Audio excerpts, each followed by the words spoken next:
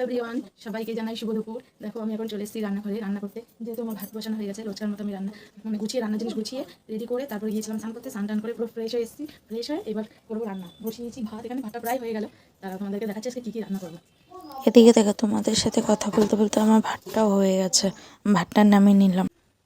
বাবা কেটে নিচ্ছি দুটো শসা। বাবু খাবে শসা, মানে শসা কাটতে দিতে হবে। তুই একটা কাজ কর না বাবা, ওখান থেকে একটা প্লেট দে। নিয়ে খাবে কিসে? একই প্লেটে নে বাবা, একই প্লেটে নে, আমি শসা দিয়ে দিই। দেখো তোমাদেরকে একটা জিনিস দেখাচ্ছি। দেখো, স্কুল ছুটি থাকলে বাচ্চা কাচ্চা মায়ের পেছন ছাড়ে না। এই দেখো আমার পেছন পেছন ঘুরে বেড়াচ্ছে। ওর এখন বাইনা, ও শসা কেটে দাও লঙ্কার গুঁড়ো দিয়ে আর লবণ দিয়ে খাবে। এই দেখো, রান্না করব নাকি এদেরকে সামলাবো বলো? তারপরে তো আরেকজন আছেই। দেখো এবার আমি রান্না বসিয়ে দিয়েছি, করবো বাঁধাকপি ডাল আর কাচ্চি মাছের বড়া। বাঁধাকপিটা বসানোর পরে এই পাশে বসিয়ে দিয়েছি ডাল। ডালটা করব আজকে টমেটো দিয়ে, ধনেপাতা দিয়ে ডালটা করব। ওই জন্য ডালটা বসিয়ে আবার দেখো এই পাশে বাঁধাকপির মধ্যে আলু টালু দিয়ে দেবো। বেশি কিছু দিয়ে রান্না করবো না, জিরে আদা বাটা দিয়েই করবো। আর একটু ঘি, গরম মশলা, মিষ্টি দিয়ে নামাবো। দেখো আমার বাঁধাকপিটা প্রায় কমপ্লিট।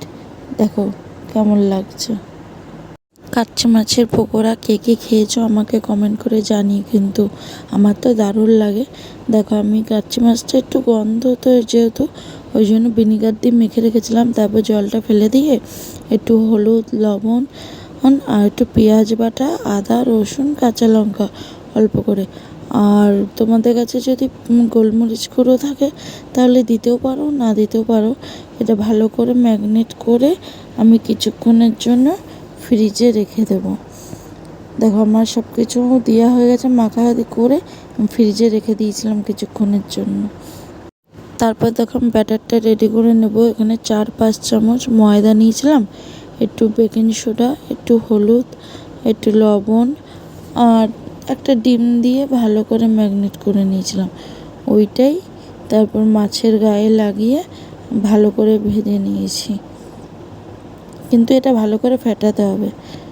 একটা একটা করে দেখো আমি করে ভেজে নিয়েছি। এটাই হলো আমার আজকের রেসিপি।